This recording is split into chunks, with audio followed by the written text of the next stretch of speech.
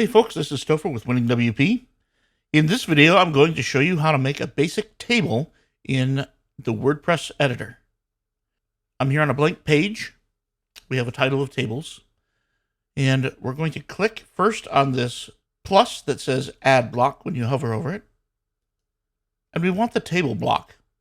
I happen to have it here, but if you don't see it right here, you can type table here and it'll come up.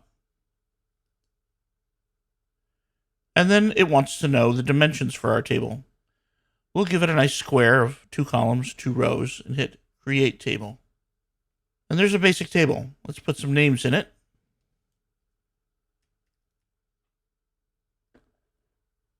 And then we'll hit Update, and we'll view it as a new page. And there's our table. If you'd like even more great content, check out winningwp.com and also subscribe to this YouTube channel.